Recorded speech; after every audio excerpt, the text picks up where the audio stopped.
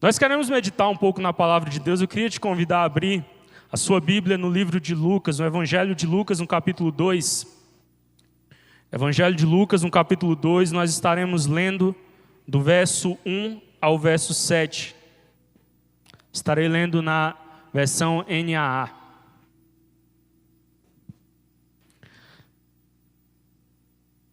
A palavra de Deus nos diz assim: naqueles dias foi publicado um decreto de César Augusto, convocando toda a população do império para recensear-se. O primeiro recenseamento, foi feito quando Quirino era governador da Síria.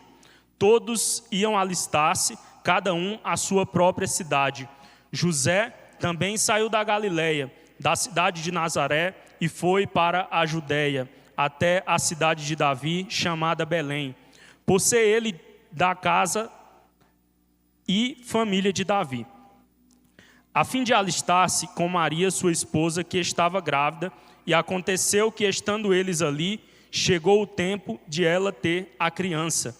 Então Maria deu à luz o seu filho primogênito, enfaixou o menino e o deitou numa manjedoura, porque não havia lugar para eles na hospedagem. Amém? Esse texto talvez seja uma das passagens mais interessantes, que eu acho, também das narrações feitas ali por aqueles que escreveram os evangelhos, que foi do Dr. Lucas. Quando Lucas ele escreve o seu evangelho, quando ele conta as histórias, ele costuma contar alguns detalhes que às vezes os outros não falaram da mesma forma, às vezes os outros não se expressaram da mesma maneira. E essa particularmente é uma passagem que eu gosto muito. Porque quando nós vamos falar em Natal, nós não podemos nos esquecer do que isso significa. Nós não podemos nos esquecer que o momento ele é importante. É um momento onde nós nos sentamos à mesa com nossos familiares, onde nós muitas vezes convidamos amigos, convidamos pessoas para estar perto de nós. E é um momento de muita confraternização, um momento de alegria. Como eu falei anteriormente, é um momento em que nós gostamos de ir para a igreja e ouvir lindas canções, assim como ouvimos aqui nessa noite, vermos apresentações bonitas, coisas que tocam o nosso coração, mas nós não podemos nos esquecer do real significado do Natal. O Natal não pode ser tratado apenas como um momento. O momento ele não pode ser maior do que aquilo que ele significa realmente. Provavelmente todos aqui sabem, Jesus provavelmente não nasceu no dia 25 de dezembro, como nós comemoramos. Não foi nessa data específica. Mas quando nós falamos no dia 25 de dezembro, é impossível nós não meditarmos e nos lembrarmos de que nós, enquanto cristãos, comemoramos e nos alegramos na morte de Cristo. Mas para que Ele pudesse morrer um dia, Jesus nasceu, e por isso nós comemoramos isso até hoje. Nós comemoramos porque é algo que faz parte do plano de Deus para redimir o homem. Nós comemoramos porque faz parte do plano de Deus para salvar uma humanidade que estava perdida. Cerca de 700 anos atrás, o profeta Miqueias, ele profetizou, ele falou que um dia um menino nasceria na cidade de Belém. E quando nós vamos ler esse texto, nós vamos ver que todas as coisas foram se casando, tudo foi acontecendo de uma forma tão linda, tão magnífica, que Deus não perdeu o controle em nenhum momento. E eu já vi muita gente tentando explicar, né? Tentando explicar, nossa, mas José e Maria, eles moravam aonde? Eles moravam em Nazaré.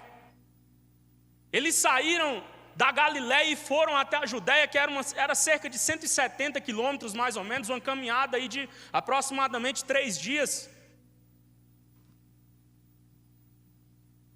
Houve aquele recenseamento ali naquele momento.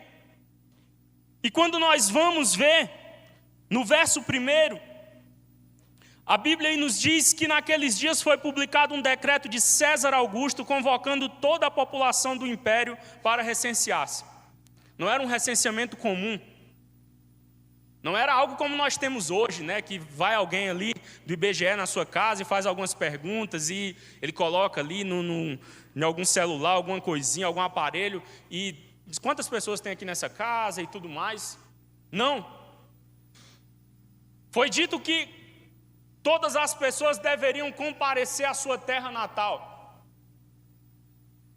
E isso é algo muito curioso. Porque lá no Velho Testamento, lá o profeta Miqueias, ele disse, olha, Jesus, um menino, o Salvador, o governador de Israel, ele deveria nascer em Belém. E nós vamos ver que Deus, ele usou César, um ímpio. Quem era César? Podemos pensar, talvez era um prefeito de uma cidade local, não. Podemos pensar, talvez ele era um governador. Não, César Augusto era o homem mais poderoso daquela época. Era o imperador de todo aquele império. Deus, ele fez tudo para que a sua palavra fosse cumprida, para que o seu propósito fosse cumprido. Isso é muito lindo porque nós vemos o agir de Deus, o mover das coisas acontecendo. E entendemos que Deus, ele está no controle da história.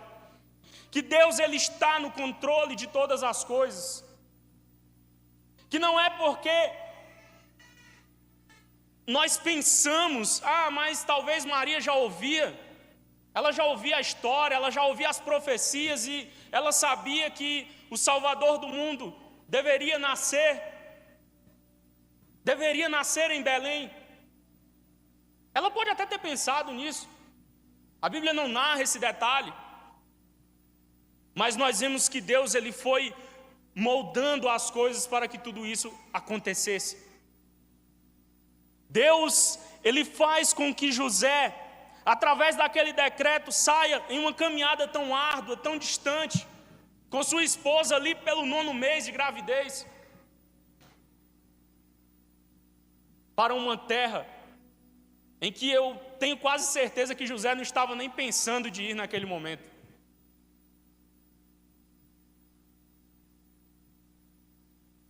Quando nós vamos pensar sobre isso, nós entendemos que, apesar das circunstâncias não serem favoráveis ali naquele momento, já pensou Maria grávida? Você já pensou uma mulher grávida sair de um lugar e caminhar quase 170 quilômetros de distância? Ainda que as circunstâncias não estivessem ao seu favor, aquelas duas pessoas, tanto Maria quanto José, elas estavam demonstrando algo que Jesus ensinaria mais à frente. Dai a César o que é de César. Eles estavam obedecendo às suas autoridades. Maria e José saem dali, da região norte, e vão até a região sul, uma caminhada tão distante, uma terra montanhosa. Hoje se sabe que provavelmente estava em um período também chuvoso. Mas eles saem, dispostos a obedecer. E nós podemos entender que Deus, ele usa até mesmo aquelas pessoas que nós não imaginamos. Deus, ele moveu totalmente o mundo daquela época para que isso acontecesse. Uma outra curiosidade interessante é porque quando nós vamos ver esse texto, não estava nascendo ali uma pessoa qualquer. Sempre me chamou muito a atenção isso, porque Jesus, ele não era uma criança comum. Aquele povo não sabia, claro, naquela época. Mas nós hoje sabemos de toda a história e vemos que não estava nascendo ali um bebê comum, um bebê qualquer. Estava nascendo o Rei dos Reis. Estava nascendo o Salvador da humanidade. E quando nós vamos pensar sobre isso, pensar em toda a circunstância do seu nascimento, nós vamos ver que Jesus, mesmo sabendo de tudo isso, porque Jesus, ele era Deus, ele estava com Deus, ele sabia o que iria acontecer, mas ele se submeteu, ele esvaziou-se de si mesmo. Ele esvaziou-se ao ponto de nascer em uma manjedoura, em um lugar simples, humilde. As circunstâncias do seu nascimento, olha só, é preciso um recenseamento, é preciso com que Maria saísse da sua cidade, fosse até outra cidade, talvez montada em um lombo de um animal, caminhando. Mas olha que coisa complicada. E o texto que nós lemos vai dizer que quando Jesus chegou a Belém, Belém, que significa casa do pão, Jesus não encontrou para eles ali hospedagem. José e Maria, eles não encontraram hospedagem para que eles pudessem ficar ali. Provavelmente não tinha mecanismos como nós temos hoje, né, de reserva, em que você entra num site ou faz uma ligação, faz uma reserva do hotel onde você vai ficar. A Bíblia vai dizer que quando eles chegaram ali, não tinha mais lugar para eles.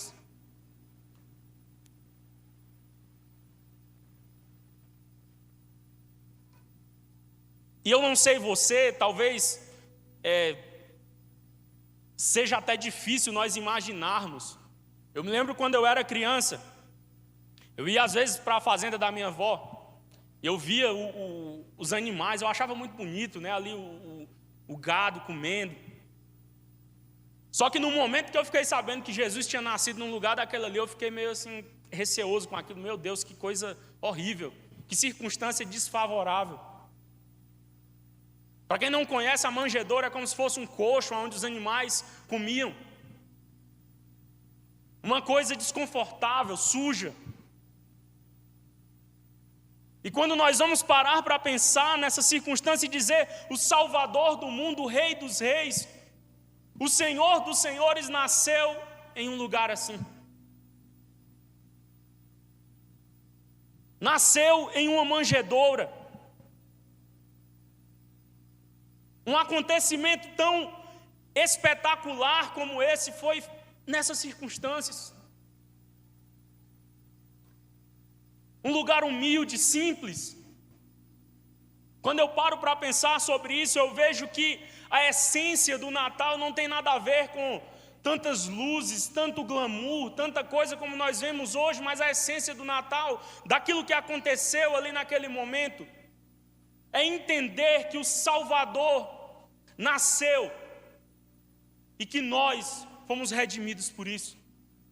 Nós fomos redimidos porque um dia Jesus, ele decidiu abrir mão da sua glória. Ele mesmo sendo rico, ele mesmo sendo poderoso, ele decidiu abrir mão de tudo isso. Ele mesmo sendo Deus, se colocou em um lugar de tanta vulnerabilidade, se colocou como uma criança, se colocou em uma manjedoura. Billy Graham certa vez falou que o maior acontecimento da história não foi quando o homem pisou na lua, mas foi quando o próprio Deus pisou na terra. O maior acontecimento da história da humanidade, o maior acontecimento que já foi contado pelos homens, foi esse.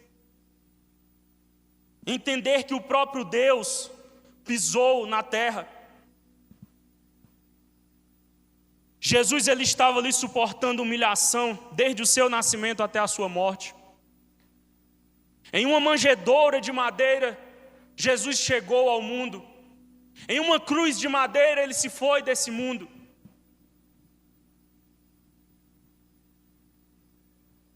Jesus, ele suportou tudo isso por amor. Jesus suportou tudo isso. Ele não nasceu em uma grande maternidade, em um berço muito chique. Ele não nasceu em algo que nós podemos dizer, não, é uma circunstância que ele realmente merecia. Mas Jesus, ele suportou tudo aquilo por amor. Ele suportou toda essa humilhação sabendo que somente Ele morrendo em uma cruz poderia nos salvar.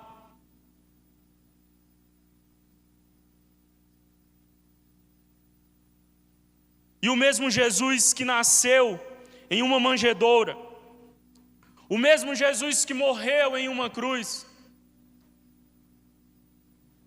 é o Jesus que continua batendo muitas vezes na porta do coração das pessoas. Pessoas que por vezes, como eu falei no início, olha, se esquecem do significado do Natal. Convidam todas as pessoas para estar em suas festividades, convidam todas as pessoas para estar em seu ciclo familiar, convidam todas as pessoas para estar em suas festas, mas se esquecem do convidado principal.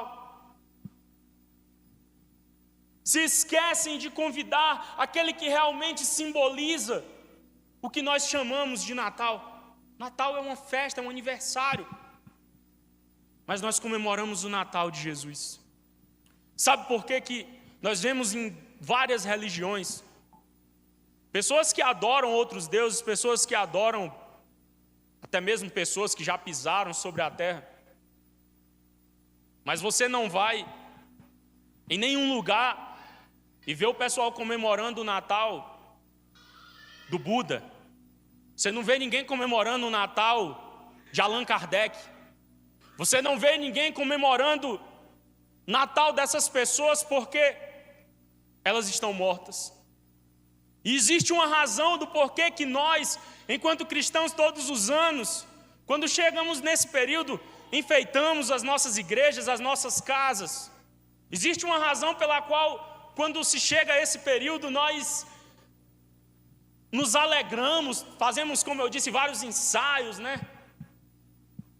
Trazemos uma cantata tão linda como essa de hoje. Porque o nosso Jesus, Ele não está morto, mas Ele continua vivo. É por isso que nós comemoramos, é por isso que ano após ano, nós nos alegramos mais. Porque o nosso Senhor Jesus, Ele vive. O nosso Senhor Jesus, Ele reina, Ele continua vivo, assentado à destra de Deus.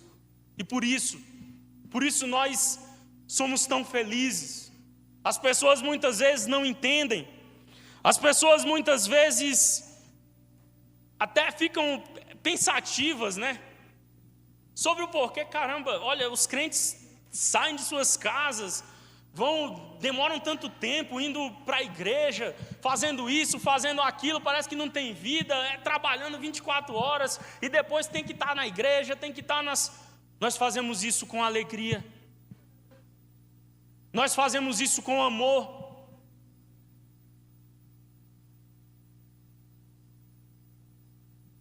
E como eu disse, hoje nós vemos tantos exemplos de pessoas que têm muitos bens, pessoas que têm muitas coisas, que têm casas, carros, pessoas que têm bons trabalhos, que vivem uma vida frenética, que não param hora nenhuma e que ficam o tempo todo ali sofrendo com o dia de amanhã, perturbadas com como vai ser a sua vida.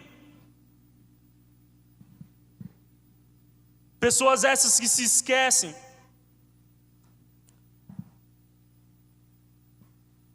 de estarem com seus corações desocupados, para que quando Jesus decida morar em seu coração, nós não estejamos como aquela hospedagem, com o nosso coração cheio de preocupações, com o nosso coração cheio de outras coisas que não seja aquilo que o Senhor quer para nós. Tantos exemplos ruins nós vemos de pessoas que fazem isso. Pessoas que não entendem que precisam estar com seu coração limpo, que precisam estar com seus corações disponíveis para receber a mensagem do Evangelho. E quando eu disse no início, olha, esse é um período que nós vemos que as pessoas sempre estão com seus corações mais alegres, mais contentes, mais receptivos. Isso é uma verdade. Isso é uma verdade porque tantas vezes nós cantamos em nossas igrejas: nasceu o Redentor, nasceu o Redentor, o eterno Pai do céu, seu Filho ao mundo deu, e nós cantamos isso com muita alegria. E cantamos, olha, noite feliz, noite de paz, né? Tudo é paz, tudo é amor. E às vezes quando passa essa data a gente acaba se esquecendo um pouco daquilo que a gente viveu, daquilo que a gente pregou, daquilo que a gente falou, mas que todos os dias da nossa vida nós venhamos a nos lembrar do nosso Jesus, a nos lembrar do nascimento do nosso Jesus, que um dia nasceu também em meu coração, que um dia nasceu em seu coração. Que dia sublime, que dia maravilhoso.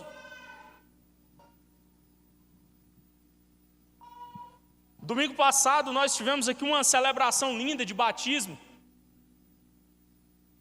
Pessoas que um dia, com seus corações totalmente dispostos, disseram: olha, meu coração tem tanta coisa ruim, mas eu quero limpar ele, eu quero receber Jesus, eu quero viver uma nova vida para o Senhor. E essas pessoas vieram aqui e um dia fizeram a sua decisão ao lado de Cristo. E fizeram estudos, discipulado ali, estavam aqui caminhando firmemente, disseram: olha, eu quero ser batizado, eu quero viver uma nova vida, eu quero morrer para o mundo, viver para Deus, e vieram e desceram as águas do batismo. E foi uma cena muito linda, muito emocionante que nós vivemos aqui. E que privilégio para essas pessoas que se batizaram, né? Logo em seguida já ser Natal. E poderem dizer: olha, um domingo após a minha morte para o mundo, eu posso comemorar o nascimento do meu Redentor. Que coisa maravilhosa. Mas a mensagem que nós queremos deixar nessa noite, a mensagem que o Senhor Jesus tocou no meu coração durante toda a semana, durante todo o tempo que eu estava lendo, meditando nesse texto, é uma mensagem de que, assim como Jesus nasceu em uma manjedoura suja, assim como Jesus nasceu em um lugar que não era propício para o seu nascimento, não importa como você está, não importa como está o seu coração hoje, Jesus, Ele continua aqui querendo nascer no seu coração. Jesus continua batendo a porta do seu coração e dizendo: olha, esteja pronto, esteja preparado. Não encha seu coração com futilidades desse mundo, com os prazeres que esse mundo pode oferecer, mas encha seu coração com a mensagem do Evangelho. Encha seu coração com essa mensagem de esperança, essa mensagem que há mais de 2000 anos vem sendo dita, vem sendo pregada e anunciada por tantos homens e mulheres de Deus. Pessoas que continuam pregando essa mensagem de boas novas e dizendo: olha, um dia Jesus nasceu, um dia Ele morreu, mas Ele está aqui para salvar a sua vida. Que você não venha a se esquecer dessa data, que no dia de amanhã, que no dia posterior, que no ano posterior, você continue vivendo, entendendo, assim como eu um dia entendi e busco viver, que Jesus, Ele nasceu, Ele morreu, mas Ele continua reinando, Ele continua no controle da sua vida, Ele continua no controle das nossas vidas. Amém?